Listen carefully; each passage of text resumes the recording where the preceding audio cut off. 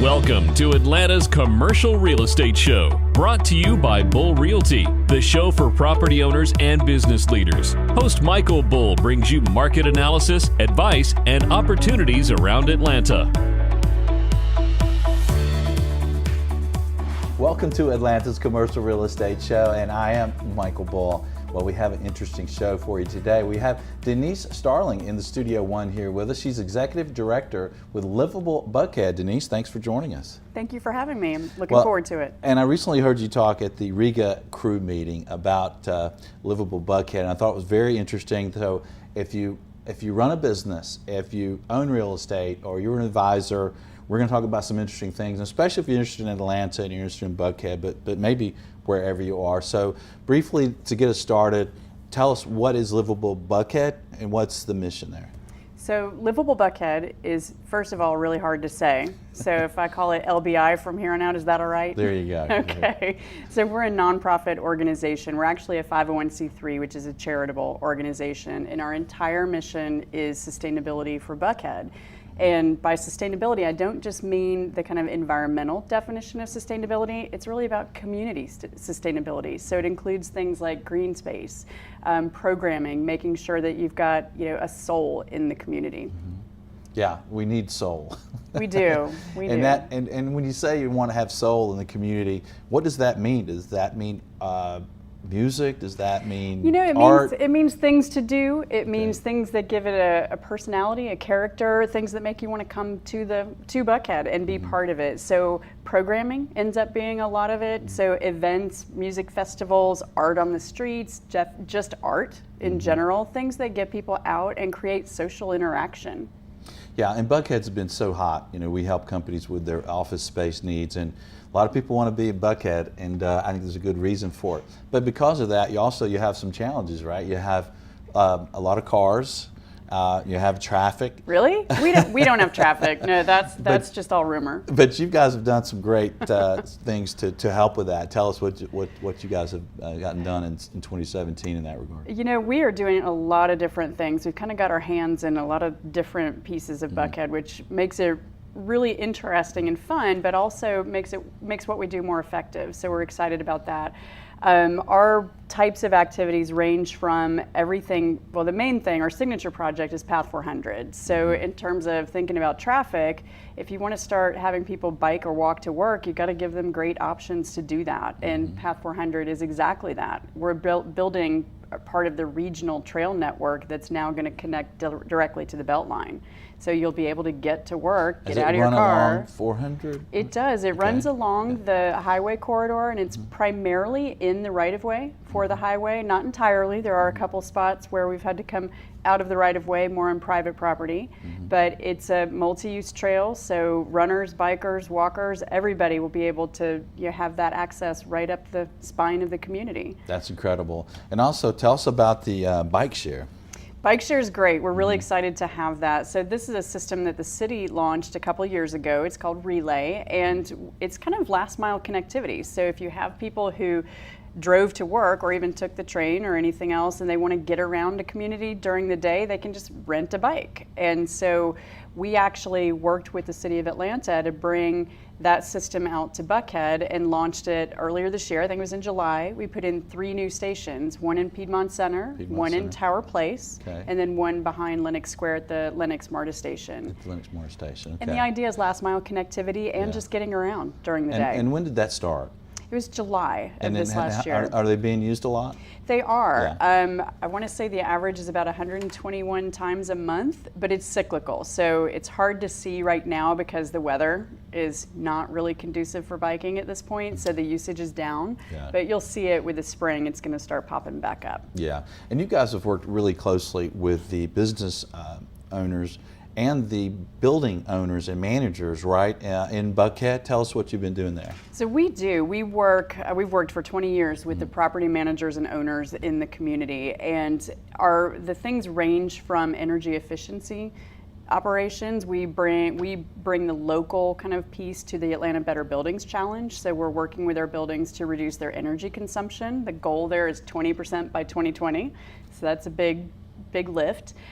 We work with them to develop mobility plans or transportation plans for their tenants. So when you have a new tenant coming to Buckhead, they're always concerned about traffic. Right. And so there's always, even within the company, there'll be some angst. And so that's a great time for us to get involved with that employer before they move. So Right we in the can beginning. give them all the options of Right. how to get here, the choices you have in getting here, so we get them out of their car before they ever started getting in it for Buckhead. Wow, and I sold a building in Buckhead. I didn't even call you. I really messed up. You did. And you've also done some things with rideshare with these businesses, right? And how successful has that been? We do. So rideshare is, it's interesting to see how that's going right now. Typically in the region, you kind of hook people up to carpool together working from the employer side, but it's a little more of a home solution. So if you think about it, your neighbors. Yeah. You're more likely to get in a car with them than you are with the guy who works in the mailroom. Or not. I've seen my neighbors drive. That's true. So you may with your spouse or not because you need some time away. But there's all sorts of different ways that you can get people riding together. And you even have companies like Uber doing Uber Pool and Lyft Line, a lot of different options out there now that people are taking advantage of. We're seeing a lot of interest in transit. That has been, with the 85 bridge collapse, the impact to Buckhead was tremendous. We were kind of uniquely positioned to be totally screwed with that because you had essentially all the two major highways that give us access were both blocked, and it was the escape valve for everybody who needed to get into the city. So everyone was getting off of 400 and 85 and coming through Buckhead. So that was a great motivator to get people to try transit again when they hadn't in a while. And unlike the rest of the city, you actually saw our ridership stick. That's good. So that was really surprising. We brought on, I believe the number is 18 new companies during that time to provide discounted MARTA passes through using pre-tax dollars with their payroll.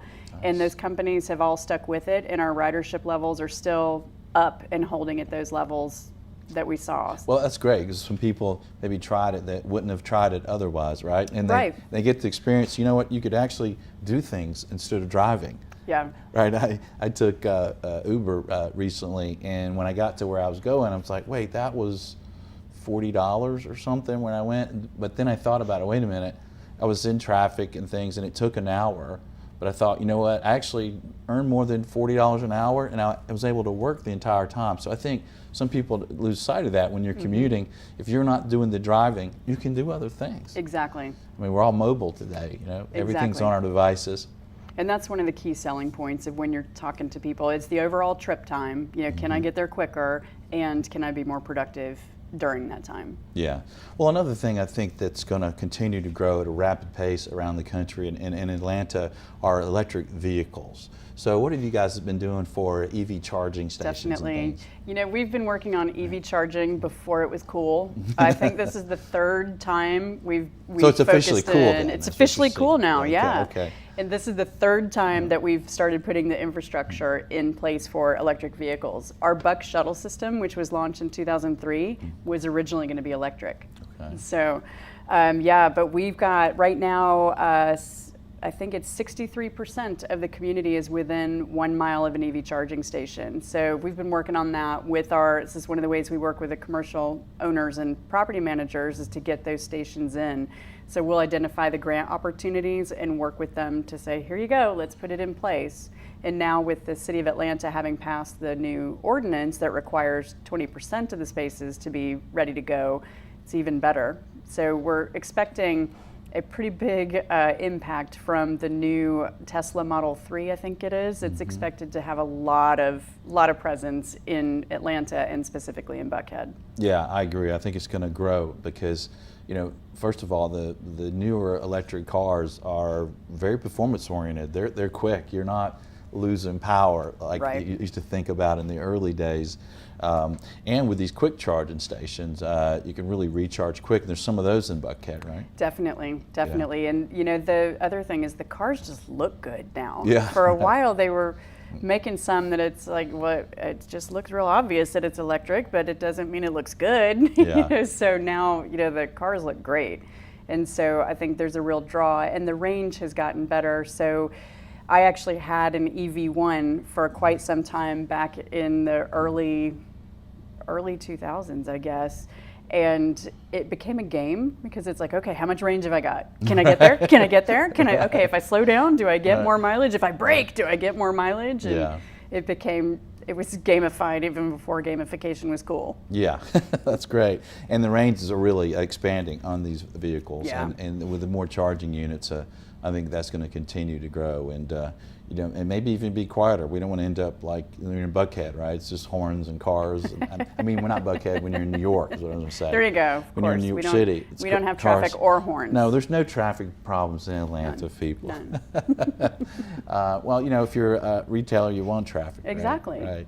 So if you run a business and you're looking at Buckhead as a potential space for your business, should you contact Livable Buckhead, and what should you be ready to talk about? So you should definitely be talking to us about what the future plans are in the community.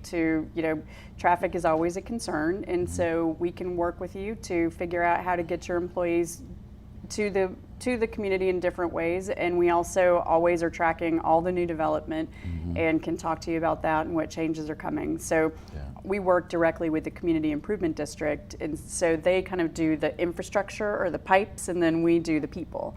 Yeah. So those two things together are really shaping the vision. We also just led the development of the master plan for the community this past year, which has got a lot of great ideas of things that are coming to Buckhead. So if you want to know about those changes, that's we're the place to go to get that information. Yeah, well, all that's very helpful because people tend to not like change and being comfortable with it. So if you're moving your office from somewhere and you're moving to Buckhead, to kind of have that help, they're going to sell the employees and the people at your company on, hey, it's going to be okay here. You're going to like it, and you guys can kind of help with that. We can definitely help with that, and it ends up being a win for the employer to bring us in because you give your employees the idea that you actually care about the their idea. commute. No, employers actually do. Yeah, right. Care. Okay, sure. When the employment market's tight. Easy. The tenants that we've wrapped, the companies really care about their employees, and so what about building owners? That if there's some building owners that aren't in communication with you guys, should they be, and how could you help them? They definitely, most of them already are, and particularly the development side of things. Obviously anything we do to impact the infrastructure in the community impacts property values, and so particularly green space. That's one of the things that has been real exciting to see. The development community totally understands that, the value of green space. When we were initially developing Path 400, we thought it was going to be a really big uphill discussion to get people to understand that value, but people get it now, and it's so well documented and proven that it's a no-brainer. It's like, yep, I want to be near the Beltline. Yep, I want to be near Path 400. Our building, Tower Place, their whole strategy is they want to be ground zero for Path 400. So, which is fantastic for us because it's kind of like Path 400 headquarters right there. Yeah, that's great. And if you'd like to see some of the things that they're doing at Livable Buckhead, check out their website. It's livablebuckhead.com, and you guys have a video there that kind of shows what you did in 2017, which is really interesting. You guys have really done some monumental things. We have, and the video being one of them. You can see an animated version of me that is quite entertaining. And it's just livablebuckhead.org. .org. Okay. Grab that. Thank you. Yeah, there's been some fantastic successes this year, particularly with the bridge blowing up. I've joked about wanting to use our dollars to blow up more bridges, but that would be a little extreme. Yes, I think. that would. And but we got to have fun, lead, learn, and laugh is what I say. So, what would you leave our audience with about Livable Buckhead and the things that you guys are doing? So I think I'd love to tell you about a few of the things we have coming up this year. One of the most notable is a housing initiative. So you're hearing, it seems to be kind of the topic du jour lately, to how are we going to deal with workforce and affordable housing. And when we did our master plan last year, what happened was it basically slapped us upside the head with the fact that our traffic problem is a housing issue. And what I mean by that is we've got an imbalance between the number of units, the jobs that are coming in actually doubles, the daytime population doubles the residential base. So you've got all of those jobs coming in, but then at the same time, the types of jobs that we have don't match what our residents need. And so all of our residents are going out. So those two things are working together to create that little traffic problem you alluded to. So we're tackling the housing issue from the traffic perspective. And we think that's going to be a really good way to have that conversation, because traffic is everybody's problem. Yeah, and no one likes it. But Right. But part of that, as you mentioned, is affordability, right? So maybe you're in hospitality, you work at a restaurant or a hotel, and maybe you don't make $250,000 a year that you have to make to afford a nice apartment in Buckhead. Right, that's part of the problem. And so we're looking at doing a real detailed commute analysis so we can understand exactly what are the industries where we've got the issue. Hospitality is a big one.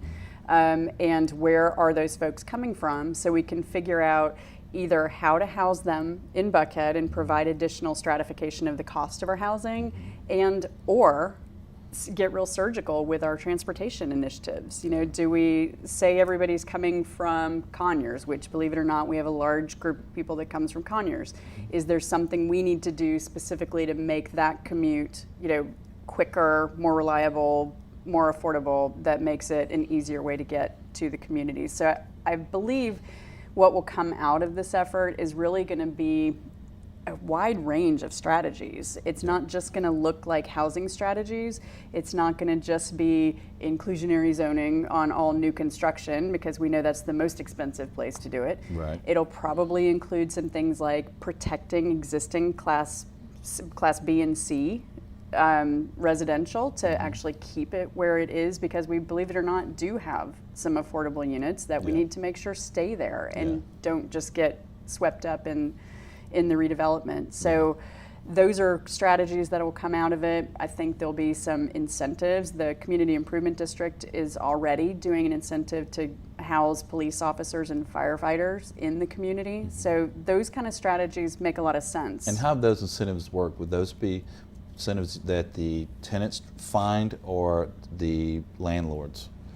So that's a good question. I think it'll be a variety of sources. I also think part of the way we'll need to look at it is getting the financing, the banking community to the table, because they have a lot of requirements to originate loans in specific areas. Well, can we think about those differently? And if we get a person in that area to be able to move into Buckhead, can we use that same incentive that way? So we need to be creative. We need to look at it, from a whole different perspective, because it just I haven't seen anything that is the silver bullet yet. Yeah. So we still have the chance to find a bunch of little silver bullets to put together to make it work. Yeah, and when you find all those bullets, I want to have you back on, talk to the national audience, and tell them about those bullets. Well, Denise, great information. Thanks for joining us. You've been delightful. Thank you for having me. I appreciate it. And great information. And thank you for joining us on Atlanta's Commercial Real Estate Show, a version of our national show, America's Commercial Real Estate Show. And let us know what you think. Comment, share, connect with us on social media. And until next time, be sure that you always lead, learn, and laugh, and join us for Atlanta's Commercial Real Estate Show.